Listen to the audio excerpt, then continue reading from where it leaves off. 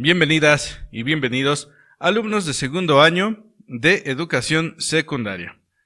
En este video abordaremos el tema de la conquista espiritual 3, el cual forma parte del aprendizaje esperado. Conoce algunos hechos y acontecimientos que formaron parte del proceso de evangelización de los indígenas de la Nueva España en el siglo XVI. En el video 1 vimos, en el video de la conquista espiritual 1, pudimos analizar cuáles fueron las primeras órdenes religiosas que llegaron y cuáles fueron, digamos, sus principales técnicas que utilizaron para evangelizar a los indígenas. Posteriormente, en el video de la conquista espiritual 2, pudimos ver el papel del Tribunal del Santo Oficio de la Inquisición en la Nueva España. Y en este video nos concentraremos en el papel de la Iglesia dentro de la sociedad novohispana. Pues bien, comencemos.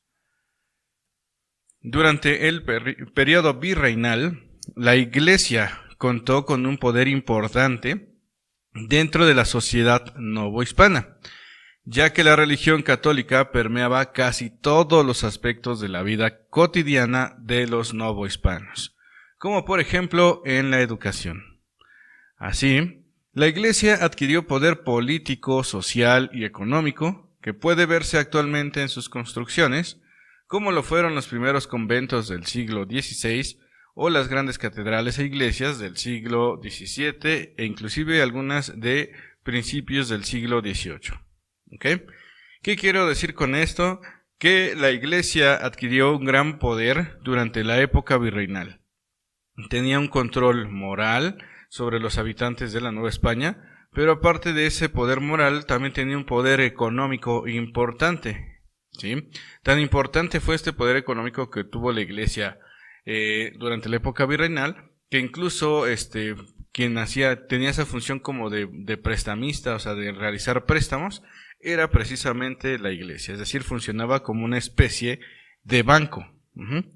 Entonces, si alguien quería, por ejemplo, organizar una empresa en el sentido de por ejemplo, excavar o aprovecharse de una mina, si no tenían dinero, podían solicitarlo a la Iglesia y con este capital, con este dinero, con este apoyo que recibía de la Iglesia, este minero podía, de cierta manera, pues aprovechar la mina, y si obtenía ganancias, pues obviamente le podía pagar a la Iglesia y así este individuo se podía enriquecer, ¿no? Por ejemplo, es uno de tantos ejemplos en donde la Iglesia pudo intervenir. Insisto, no solamente en el ámbito moral, ya que la Iglesia era quien de cierta manera tenía durante la época colonial, la educación estaba en sus manos, es decir, ellos, los sacerdotes, eran quienes impartían las clases, ¿verdad? A algunos miembros de la sociedad novohispana, porque recuerden que no todos tenían acceso a la educación, solamente eran unos pocos, y sobre todo, pues, peninsulares y criollos, ¿no? Aunque existieron algunas instituciones importantes que eran administradas por jesuitas, y los jesuitas pues de cierta manera sí permitían que llegaran otras personas digamos a tomar, por ejemplo, el catecismo que se realizaba al aire libre. Por ejemplo, los jesuitas iban y daban el catecismo al aire libre y lo hacían sin distinción de raza, ¿sí? Es decir, que podía llegar un indígena, un mulato, un mestizo, ¿sí? Y todos podían recibir esta clase al aire libre. Aunque también los jesuitas y otras órdenes religiosas también fundaron colegios en la Nueva España, donde algunas miembros, por ejemplo, los franciscanos a principios del siglo XVI construyeron escuelas para los hijos de la nobleza indígena, y ellos fueron de cierta manera pues adquiriendo una educación especial, ¿no? Con los franciscanos. Este tema lo vamos a ver posteriormente a profundidad. Aquí la intención es que se entienda que también la educación recayó en manos de la Iglesia, ¿sí? Entonces, estamos viendo tres aspectos importantes. La Iglesia tuvo un control moral, es decir, era el que educaba a la sociedad novohispana para cómo comportarse, cuál era el buen comportamiento y pues evitar el mal comportamiento, ¿no? Y también tenía poder económico, ¿sí? Es decir, que se enriqueció. Ahorita vamos a ver por qué la iglesia se enriqueció, pero era la que tenía un gran poder económico dentro de la Nueva España, ¿sí? Y también tenía un gran poder político, porque finalmente no permitía a la iglesia que llegaran otras religiones que no fuera la católica aquí en Nueva España. Entonces, en cierta manera, el catolicismo pues fue la religión oficial de los novohispanos, no se permitían otras, y como ya lo vimos en el video anterior, si llegaba algún tipo de dogma diferente al catolicismo, el Tribunal del Santo Oficio de la Inquisición pues perseguía estas otros dogmas, ¿ok? Veamos entonces un ejemplo de cómo se manifestaba este poder económico en la iglesia. Y lo podemos ver, por ejemplo, en la construcción de sus grandes catedrales. Por ejemplo, esta es la fachada de la Catedral de Zacatecas, que Zacatecas fue en la Nueva España, una ciudad minera muy importante, y podemos notar la exageración de adornos, ¿no? Es decir, esta opulencia de lo que es del poder de la iglesia se podía observar en sus fachadas, en este caso en la Catedral de Zacatecas, que era una ciudad importante, y mientras más adornos tuviera una iglesia en alguna ciudad, quería decir que esa ciudad era de las más ricas de Nueva España, y por lo tanto, como Zacatecas era una ciudad minera, pues era de las más ricas de Nueva España, y es por eso que vemos esta suntuosidad, en las fachadas de sus iglesias, que refleja el poder económico de esta institución. Y este es el interior de una iglesia que se encuentra en la ciudad de Taxco, actualmente en Guerrero, donde también se explotaba la plata. Entonces vean este estilo, esta cantidad de adornos que tenía este altar, que se denomina como los famosos retablos. Esto que estamos viendo forma parte del arte barroco. Vamos a desarrollar posteriormente un video referente a lo que es el arte barroco, pero bueno, lo que podemos notar de ese estilo artístico es finalmente que lo que se buscaba reflejar con ese estilo artístico era el poder de la iglesia, es decir, la suntuosidad, el poder del catolicismo, ¿ok? Y eso precisamente es lo que refleja el poderío económico de la iglesia, que no solamente era apoyada la iglesia única y sencillamente por el poder solo de la iglesia, sino que la misma sociedad novohispana era la que contribuía a que la iglesia tuviera este poder económico. ¿De qué manera? Vamos a verlo a continuación. Entonces, en general, veamos el tema de la iglesia en Nueva España.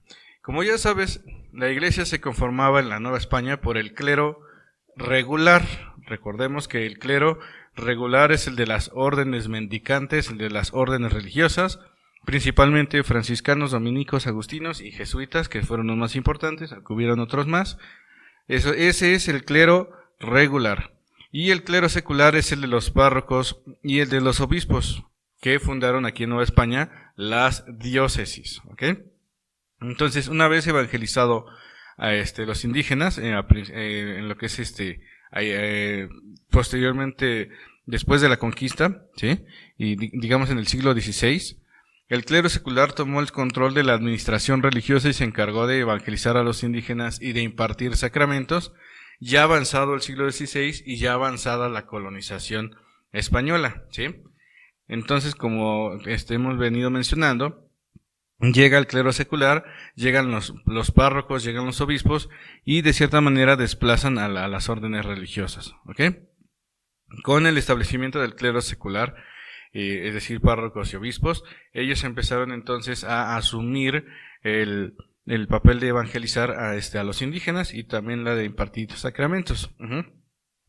Y también algo que no hemos mencionado y que es muy importante, no solamente el papel de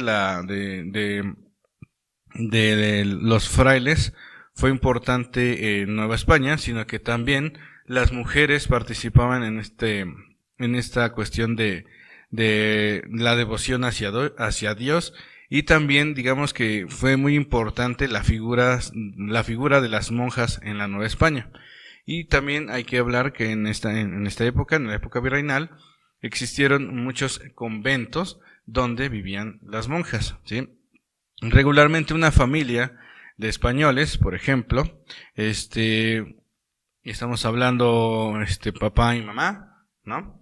Llegan aquí a España, llegan de España a Nueva España y sus hijos van a nacer aquí, ¿no? Entonces sus hijos van a ser criollos, ¿no? Porque son españoles nacidos en América. Bueno, el hijo mayor de esa pareja española va a heredar todo. Si llegase a ser hombre, ese hijo mayor va a tener o va a heredar todas las riquezas de la familia, ¿sí? A esa figura se le llama el mayorazgo, ¿sí? Entonces el hijo mayor no se preocupaba por tener otra formación más que quizás la que tuviera el papá, ¿sí? ¿Vamos bien?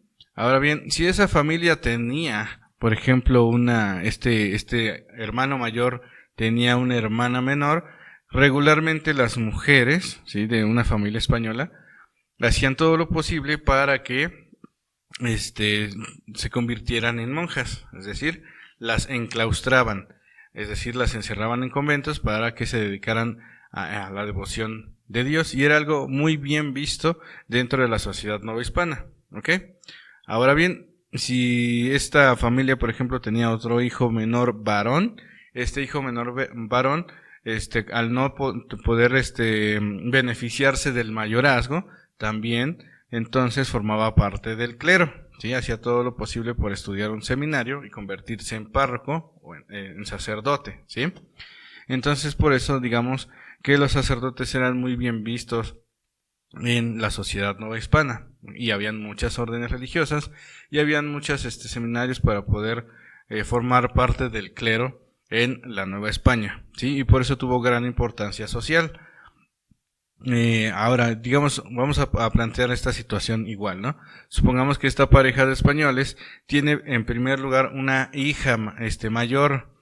Esta hija mayor puede ser que se case con otro, con el hijo de otra persona importante de otra familia española, o de igual manera también ella iba a formar parte de lo que es de un convento, ¿no? O sea, se iba a convertir en monja, hasta que naciera un hijo varón al que igual de cierta manera se le iba a dar esta figura del mayorazgo, es decir, para que de cierta manera la línea paterna era donde iba a pasar, digamos, la hacienda, ¿no? Las herencias, ¿ok?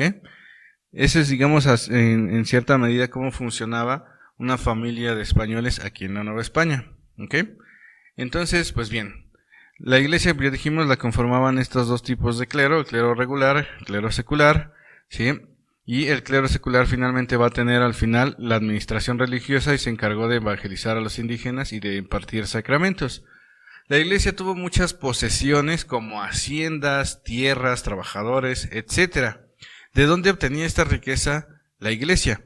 Bueno, la iglesia obtenía esta riqueza gracias a que los novohispanos eran muy devotos, sí, eran muy católicos, y pagaban limosnas, pagaban diezmos, pagaban dotes, pagaban tierras, sí, le daban ellos trataban de conseguir de cierta manera ingresar o con este despojo de los bienes terrenales, por así decirlo, sí, garantizaban o buscaban garantizar su llegada al cielo. Por supuesto que no daban toda su hacienda, daban una parte su hacienda en la Nueva España. Para decir hacienda, estamos hablando del conjunto de la riqueza de una familia, ¿ok? Entonces no daba toda su hacienda, sino daba una parte. Obviamente otra parte se le daba al hijo mayor a través del mayorazgo, por eso estaba comentando esta cuestión, ¿sí? Entonces aquí el asunto está que al final de cuentas en la Nueva España la iglesia adquirió poder económico porque pues las personas que querían llegar al cielo más rápido pues donaban cierta parte de su riqueza a la iglesia, ¿sí? Entonces cuando alguien rico moría, regularmente parte de sus riquezas eran donadas a la iglesia para perdonar sus pecados, por lo que ya te imaginarás entonces el poder económico que tuvo la iglesia. Y ya vimos cómo se representaba en sus iglesias, ¿verdad? Tanto en sus retablos como en sus fachadas. La iglesia tuvo poder económico gracias a las limosnas, diezmos y donaciones de la gente, que era sumamente católica en Nueva España. Y la iglesia llegó a tener grandes extensiones de tierras llamados latifundios. Entonces no era raro que algunos miembros de algunas órdenes religiosas tuvieran, por ejemplo, haciendas, como por ejemplo los jesuitas. Sí, los jesuitas tuvieron esta compañía que se llama también la Compañía de Jesús, esta orden religiosa, pues también tuvo grandes extensiones de tierra, administraba haciendas. De hecho, ellos también llegaron a comprar muchos esclavos africanos para que trabajaran en sus haciendas, ¿sí? Sobre todo las haciendas azucareras, ¿no? Que eran las que dejaban ganancias, ¿ok?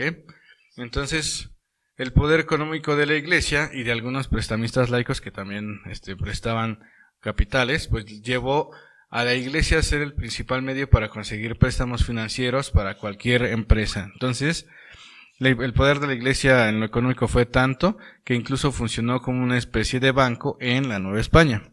La iglesia prestaba a crédito, por lo que su riqueza aumentó a lo largo del periodo virreinal. Y es por ello que, por ejemplo, en el siglo XVIII se va a dar la expulsión de los jesuitas para que la corona española le confisque los bienes a la iglesia, o por ejemplo en el siglo XIX el gobierno de Benito Juárez empiece a quitarle todos estos bienes que fue acumulando la iglesia durante la época virreinal, ¿ok? Entonces hay que quedarnos con esta idea. Si hablamos de la Nueva España, siempre vamos a estar relacionando a la Nueva España con la religión católica, y la religión católica pues era muy importante. Y la iglesia tenía gran poder económico en aquella época, ¿ok? Poseía una gran cantidad de bienes. Aquí estamos viendo entonces el retrato de una familia española, cómo era sumamente devota a lo que es a los santos, a las vírgenes y a las advocaciones de Jesús, ¿sí? El Sagrado Corazón de Jesús, entre otras, ¿no? Y aquí estamos viendo entonces una familia de españoles y pues sus hijos que eran criollos, y todos ellos en torno al culto a la Virgen, que digamos la Virgen más importante que recibía culto en la Nueva España entre los españoles era la Virgen de los Remedios, y entre la población en general la Virgen que recibía mayor devoción era la Virgen de Guadalupe, ¿sí? Que ya para 1522 ya estaba instituida como una de las vírgenes importantes dentro de Nueva España. La iglesia no solo tuvo repercusiones económicas, sino también sociales, ya que el catolicismo giraba en torno de la vida cotidiana de los novohispanos, quienes se organizaban en cofradías, ¿sí? Es decir, estos miembros de la sociedad novohispana se reunían en torno a la devoción de algún santo. Por ejemplo, en este caso, este individuo pues te presenta una devoción hacia la Virgen de los Remedios, entonces seguramente este personaje ha de haber pertenecido a una cofradía donde se reunían varias personas que también tenían ese mismo culto importante hacia la Virgen de los Remedios, y probablemente esa cofradía llevó el nombre de la cofradía de los hermanos devotos a la Virgen de los Remedios, ¿no? Como por ejemplo, ¿no? Entonces, ¿qué quiere decir esto? Que existían cofradías, eran hermandades que se unían para la adoración de un santo o una advocación de Jesús. Por ejemplo, la cofradía del Sagrado Corazón de Jesús, etcétera, ¿no? Entonces, los miembros de esas cofradías, que se les denominaban cofrades, hacían todo lo posible para, de cierta manera, cuando se organizaba una fiesta patronal, ¿sí? Era la fiesta de su santo, ellos hacían todo lo posible para que esa fiesta fuera fastuosa, es decir, fuera importante, y todos dijeran que los miembros de esa cofradía sí ponían mucho empeño y mucha devoción hacia esa imagen. Entonces ya se imaginarán cómo eran las fiestas patronales en la época novohispana, ¿sí? Algo que, como les digo, sigue existiendo en la actualidad. Muchos pueblos en la actualidad, muchos pueblos, muchas ciudades siguen celebrando estas festividades que tienen su origen desde la época virreinal, en donde ellos tratan todo lo posible de que la fiesta patronal pues sea exitosa, ¿no? O que sea agradable para todos y que sea recordada, ¿no? Es decir, Actualmente se maneja la figura del mayordomo, por ejemplo, que es el encargado de organizar toda esta fiesta patronal durante todo un año, ¿no?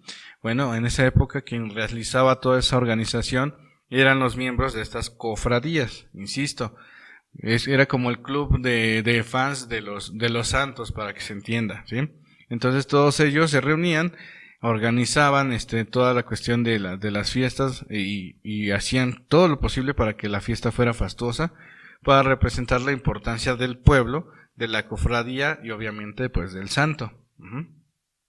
Entonces ya dijimos entonces que las mujeres, no solamente las cofradías eran para hombres, también habían cofradías donde llegaban las mujeres, y también dijimos que la participación de las mujeres en el clero se resumía o se podía delimitar en que las mujeres se convirtieran en monjas, ¿sí? También las monjas eran muy apreciadas, ya dijimos, en la época de la Nueva España. Esta implicación de la religiosidad también estuvo presente en la educación, que ya lo dijimos, la Iglesia también era quien de cierta manera reproducía pues esta devoción del catolicismo dentro de Nueva España a través de la educación, ¿sí? Los que tenían la educación en sus manos durante la época virreinal, pues era el clero, era la Iglesia, ¿sí? Entonces, no solamente de la educación básica, vamos a llamarlo así, que no existía, lo que se denomina como las primeras letras, y además acuérdense que no todos accedían a esa educación, ya que finalmente la gran población no sabía leer ni escribir, y además de que habían muchos indígenas que tenían diversas lenguas, es decir, que ni siquiera hablaban español. Entonces era muy difícil a veces el educar a los indígenas, ¿sí? Bueno, el asunto está en que no solamente la Iglesia tenía el control educativo de los niños, sino también de la educación superior. Cuando llega el primer virrey de la Nueva España, Antonio de Mendoza, funda la Real y Pontificia Universidad de México, que es una de las universidades importantes dentro de Nueva España, y en esa universidad va a tener mucho control la Iglesia, ¿sí?